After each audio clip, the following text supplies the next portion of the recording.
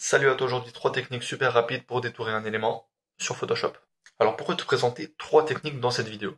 La première raison est que tu vas pouvoir utiliser chacune de ces techniques selon tes projets et selon tes envies. Il est possible que selon ton projet du moment ou ta façon de faire, une de ces techniques ne te convienne pas. Tu pourras donc utiliser une des deux restantes. Deuxième avantage, c'est que pour ces 3 techniques, nous allons utiliser le masque de fusion.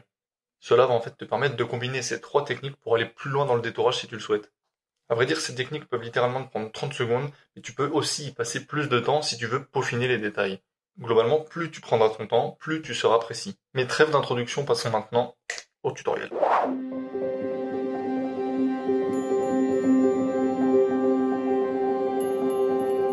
Alors, on va commencer par se retrouver sur Pixabay, qui est une banque d'images en ligne libre de droit. Donc si vous ne pouvez pas payer des images de stock pour vos projets, je vous conseille d'aller sur des sites comme ça, où les images sont gratuites, où vous pouvez faire des dons aux auteurs, mais vous n'êtes pas obligé de payer les images. Et bon, on va prendre ce petit écureuil, tout mignon. Donc je télécharge en HD. Ensuite, je vais simplement glisser mon image dans Photoshop. C'est pas vraiment la bonne façon de faire, mais peu importe, je vais pas garder l'image de toute façon. On va commencer par créer un masque de fusion à partir de la photo. Pour la première technique, tu vas pouvoir utiliser l'outil pinceau. Tu vas aller en haut, tu vas aller chercher une épaisseur pour la taille en gros de ton pinceau et la dureté, ce qui va définir un peu un espèce de contour progressif. Tu peux aussi appuyer sur la touche Alt, rester enfoncé sur la touche Alt, puis tu peux bouger ta souris en appuyant sur le clic droit. Donc tu peux la bouger de gauche à droite pour régler la taille, et de haut en bas pour régler la dureté. Donc tu restes appuyé sur la touche Alt et le clic droit en même temps. Ensuite, pour le pinceau, tu vas lui choisir la couleur noire. Pourquoi la couleur noire? Parce que la couleur noire, quand tu peins sur un masque de fusion, eh ben, ça va faire l'effet d'une gomme. Ça va effacer le masque de fusion. Mais ce qu'il y a de bien par rapport à une gomme, c'est que tu peux faire l'inverse. Donc tu vas sélectionner la couleur blanche, et la couleur blanche, ça va repeindre le masque de fusion. Donc tu vas pouvoir détourer ton élément avec le pinceau noir. Et si jamais tu as un peu trop rogné sur l'élément que tu voulais détourer, et ben tu prends le pinceau blanc et tu repeins à l'intérieur de ton élément. Donc si tu veux un détourage très rapide et pas super précis, bah, je t'invite à jouer avec du coup ces deux couleurs là, ainsi que la dureté du pinceau pour faire un effet de flou autour plus ou moins prononcé.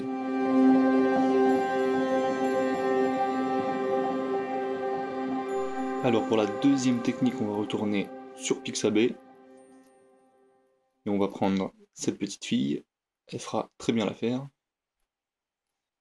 Je vais la glisser comme la précédente. Pour cette deuxième technique, on va utiliser l'intelligence artificielle d'Adobe Photoshop. Donc on va aller cliquer sur sélectionner sujet.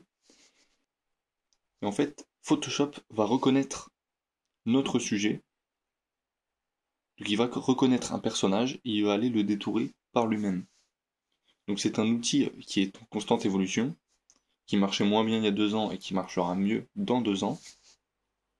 C'est basé sur, je crois, le principe du machine learning, c'est-à-dire que Adobe va donner plein d'images à son algorithme pour lui dire ça c'est un personnage, ça c'est une voiture, voilà.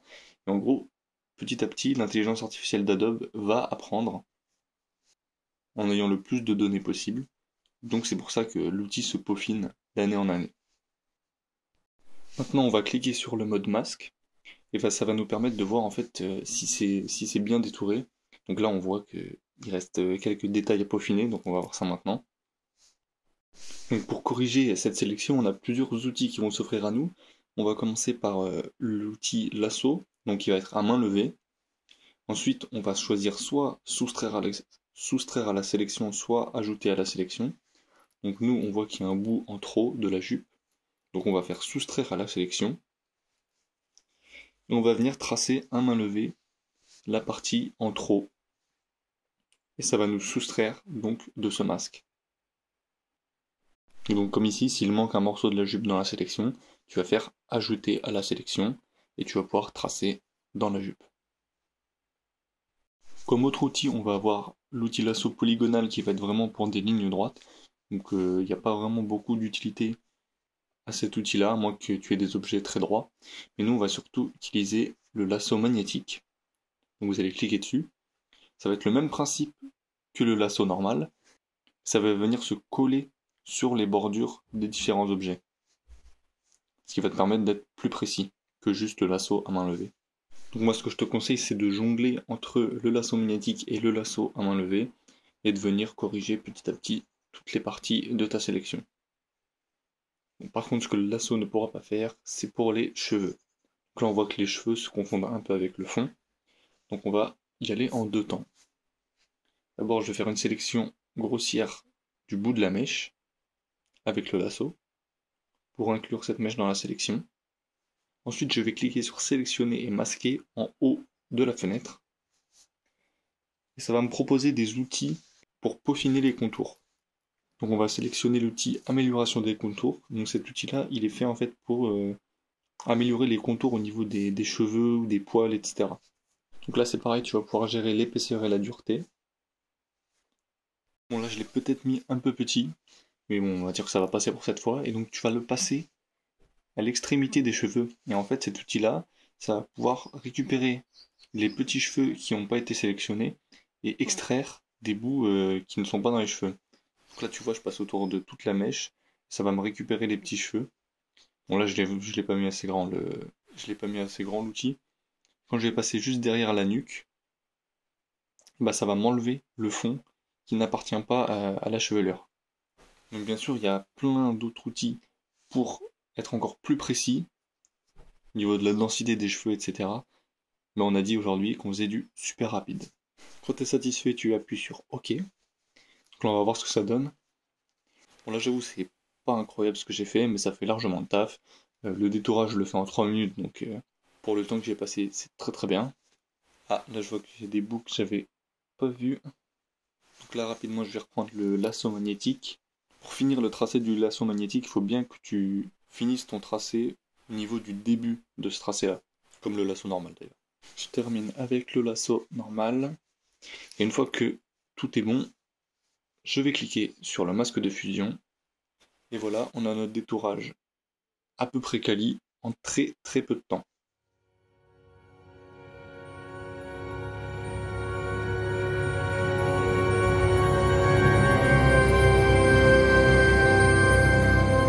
Pour la technique numéro 3, on va choisir ce joli martin pêcheur. On va le mettre directement dans Photoshop. Et la dernière technique, c'est l'outil plume. Donc l'outil plume, c'est peut-être l'outil de détourage le plus répandu. Donc l'avantage, plus ou moins, avec l'outil plume, c'est que il peut être très rapide comme il peut être très lent. Et en fait, plus tu vas passer de temps, plus ça va être précis. Moins tu vas passer de temps, moins ça va être précis. Donc globalement, tu peux y passer vraiment 30 secondes et faire un détourage très rapidement. Comme tu peux y passer 5 minutes pour détourer une personne entière dans tous les détails. Donc là par exemple, l'outil plume libre, c'est vraiment un tracé à main levée et après ça va te créer les points aux endroits qu'il faut et tu peux modifier par la suite. C'est pas ça qu'on va utiliser ici. Ensuite il y a l'outil plume de courbure. Donc ça va plutôt être pour donner des effets de style plutôt que pour te détourer très précisément. Mais ça peut être utile dans d'autres cas. Nous on va choisir l'outil plume basique. On va venir zoomer pour détourer petit à petit. Donc tu cliques d'un point à un autre pour créer une ligne entre ces deux points.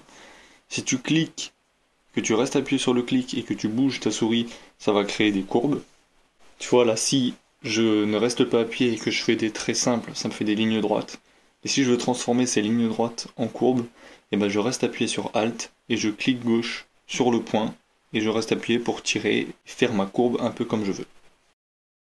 Si tu veux bouger un point déjà existant, tu restes appuyé sur CTRL et tu peux bouger ce point avec la souris. Et voilà, notre martin pêcheur est détouré. Maintenant on va venir faire clic droit, définir une sélection, et là vous allez tomber sur ce panneau là, qui va te demander si tu veux un contour progressif. Une démonstration vaut mieux que des mots.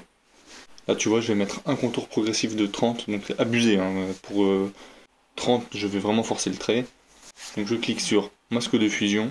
Et tu vois, en gros, ça fait que tout le tracé est en flou en fait. Il va y avoir 30 pixels autour de ton tracé qui vont petit à petit baisser en opacité. Et ça va faire l'effet de flou autour de ton élément.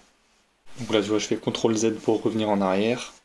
Et je vais mettre juste 10 pixels de contour progressif pour que tu vois. Tu vois, le flou est atténué. Il y en a toujours un peu, donc c'est selon les besoins. Hein. Si tu veux donner un effet de style, si ton contour est un peu grossier et que tu veux lisser un peu, c'est toi qui gères ça. Donc là, je finis en mettant un contour progressif de 3. Et tu vois, ça se voit quasiment pas en fait.